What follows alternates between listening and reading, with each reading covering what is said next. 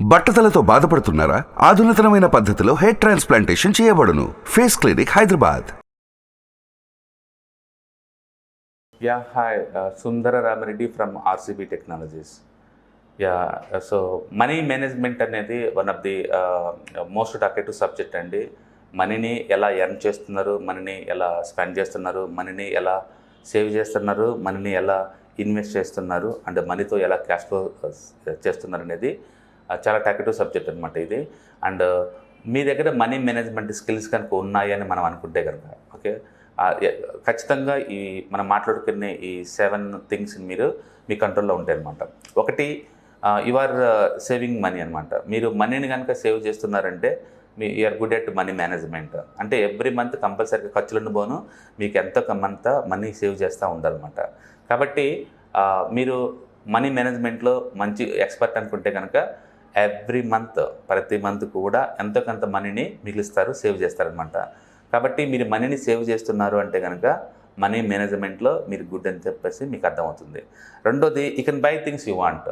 మీరు ఎలాంటి అయినా సరే మీరు కొనాలి అనుకుంటే కనుక అది కొనగలుగుతారు. ఎందుకంటే మీరు ఒక ప్లాన్డ్గా కొంత మనీ పక్కన పెట్టుకుంటూ ఉంటారు కాబట్టి దానికోసం దాన్ని మీరు కొనుక్కోవచ్చు. ఒక వెకేషన్ కావచ్చు, లేదా మీరు మనసుపడ్డ ఒక వస్తువు కావచ్చు, లేకపోతే ఇంకేదన్నా కావచ్చు. మీరు కొనాలి అనుకుంటే మాత్రం దాన్ని ఎప్పుడు కావాలంటే అప్పుడు కొంటారు. అలా కొంటున్నారు అంటే కనుక మీరు డెఫినెట్గా చాలా ప్లాన్డ్గా దాని ముందు నుంచే మనీని సేవ్ చేస్తున్నట్లు లెక్క అనమాట. కాబట్టి మీరు అనుకున్నది కొనగలుగుతున్నారు అనుకుంటే డెఫినెట్గా మనీ మేనేజ్మెంట్లో మీరు గుడ్ అనుకుందా లెక్క అనమాట. అలాగే you have an emergency fund అనమాట. మీ దగ్గర ఖచ్చితంగా ఎమర్జెన్సీ ఫండ్ ఉంటుంది. అర్జెంట్ అని వాళ్ళని వీళ్ళు ఫోన్ చేసి అడగరండి. మీ దగ్గర ఎప్పుడు ఎమర్జెన్సీ తగ్గట్టు మీ దగ్గర మనీ ఉంటుంది.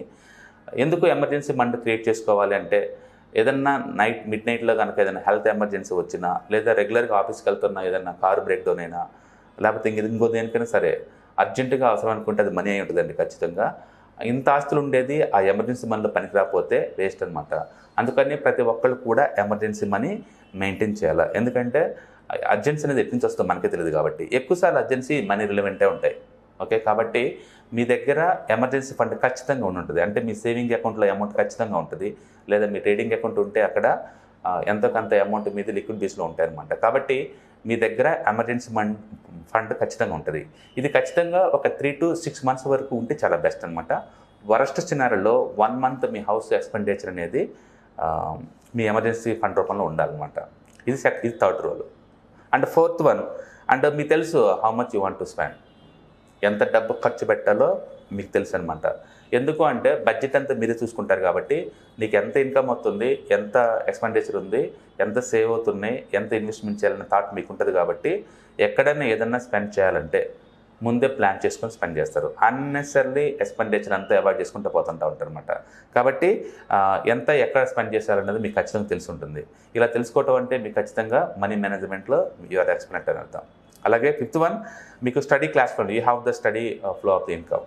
మీకు రెగ్యులర్గా క్యాష్ ఫ్లో ఉంటుంది మీకు.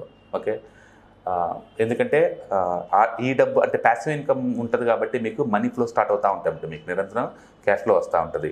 ఎవరికైతే మంత్లీ క్యాష్ ఫ్లో ఉంటాయో, monthly cash flow money generate అవుతుందో వాళ్ళు మంచి మనీ మేనేజ్మెంట్ ఎక్స్పర్ట్స్ అనమాట. వాళ్ళు ఎక్కువ సార్లు మనకు జాబ్ ఉంటే జాబ్కి ఈక్వలెంట్గా ఎవ్రీ మంత్ నీకు ప్యాసివ్ ఫండ్ ద్వారా వస్తూనే ఉండాలి.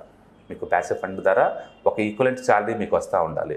మీరు ఎప్పుడైనా మీ శాలరీ అంత ఈక్వలెంట్ అమౌంట్ వర్క్ చేయకపోయినా మీకు వేరే సోర్స్ ద్వారా వస్తున్నాయి అంటే కనుక ఎస్, ఈ స్టడీ క్యాష్ ఫ్లోస్లో యు ఆర్ ద ఎక్స్పర్ట్ అని అర్థం అనమాట. అట్లానే you pay your bills in every month. In టైంలో అన్ని పే చేస్తూ ఉంటారు. టక్ అన్ని ప్లాన్డ్ పోతూ ఉంటాయి అనమాట. ఎవ్రీ మంత్ రాగానే యూటిలిటీ బిల్స్ మొత్తం పే చేస్తూ ఉంటారు. అంటే చిట్టీలు ఏదైనా ఉంటే వాటికి పే చేస్తారు, అంటే మ్యూచువల్ ఫండ్స్కి ఎస్ఐపీ అమౌంట్ ఉంటే వాటికి పే చేస్తూ ఉంటారు. అన్ని బిల్స్ని ఇన్ టైంలో ప్లాన్డ్గా పే చేస్తూ ఉంటారు. అలా పే చేస్తున్నారంటే మీ దగ్గర ఎక్సలెంట్ మనీ మేనేజ్మెంట్ స్కిల్ ఉన్నట్లయితే. అండ్ లాస్ట్ అండ్ ఫైనల్గా you are the investing to make more money. ఖచ్చితంగా మనీ మేనేజ్మెంట్లో ఎక్స్పర్ట్ కనుక అయితే కనుక వాళ్ళ దగ్గర ఒక కామన్ క్యారెక్టర్ ఉంటుందండి. అదేంటంటే ఇన్వెస్ట్మెంట్కి ఎక్కువ మనీ కేటాయిస్తారు అనమాట. వాళ్ళకి తెలుసు ఈ హార్డ్ ఎర్న్ మనీని, ఈ యాక్టివ్ మనీని ప్యాసివ్ ఇన్కమ్ లాగా ఎలా మార్చాలో అనేది.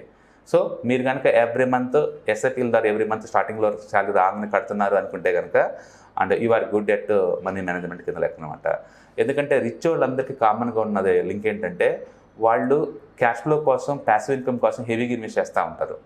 క్యాష్ ఫ్లో కోసం వాళ్ళు హెవీగా ఇన్వెస్ట్ చేస్తూ ఉంటారు. రిచ్ పీపుల్ అందరికీ ఉన్న హ్యాబిట్ ఏంటంటే డిజిటల్గా క్యాష్ ఫ్లో కోసం నిరంతరం ఈ ఈక్విటీ రెలివెంట్ వాటిలో ఇన్వెస్ట్ చేస్తూ ఉంటారు. తద్వారా ఏంటంటే వాళ్ళకి డివిడెండ్ ఇన్కమ్ కానీ లేకపోతే ఈ స్టాక్ అప్రిషియేషన్ ఇన్కమ్ కానీ నిరంతరం వస్తూ ఉంటుంది అనమాట లాంగ్ టర్మ్ పాయింట్ ఆఫ్లో.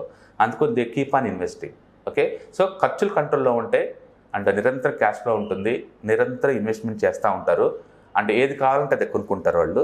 అండ్ అదే టైంలో వాళ్ళ దగ్గర ఎమర్జెన్సీ ఫండ్ ఉంటుంది, వాళ్ళు నిరంతరం మనీ సేవ్ చేస్తూ ఉంటారు. ఈ 7 క్యారెక్టర్ కనుక మీ దగ్గర ఉన్నాయంటే you are good at money అన్నమాట, మనీ లెక్క అనమాట. అందుకని మనీ మేనేజ్మెంట్ మీరు చేయాలంటే కనుక ఫస్ట్ ఎర్న్ చేయడం నేర్చుకోండి. ఒక్కసారి ఎర్నింగ్ స్టార్ట్ అయిన తర్వాత సేవ్ చేయడం స్టార్ట్ చేయండి. ఓకే, ఈ ఎర్నింగ్కి ఎక్స్పెండిచర్కి net is equal to saving అనమాట.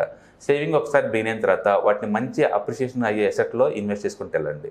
ఓకే, అండ్ స్టాక్ మార్కెట్లో ఈ స్టాక్స్లో ఇన్వెస్ట్ చేయడం ద్వారా లాంగ్ టర్మ్ వెల్త్ క్రియేషన్ చాలా ఈజీ అండి మిగతా వాటితో కంపేర్ చేస్తే.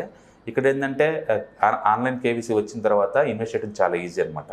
అంటే పర్టికులర్గా ఈ మ్యూచువల్ ఫండ్స్లో అయితే ఈవెన్ 500తో కూడా బిగిన్ చేసుకోవచ్చు మీరు. కాబట్టి లాంగ్ టర్మ్లో మంచి వెల్త్ క్రియేట్ చేసుకోవచ్చు. సో కాబట్టి మీరు మనీ మేనేజ్మెంట్లో గుడ్ అనుకుంటే కనుక ఎర్నింగ్ వచ్చిన మరుక్షణమే ఎమర్జెన్సీ ఫండ్స్ క్రియేట్ చేసుకోండి.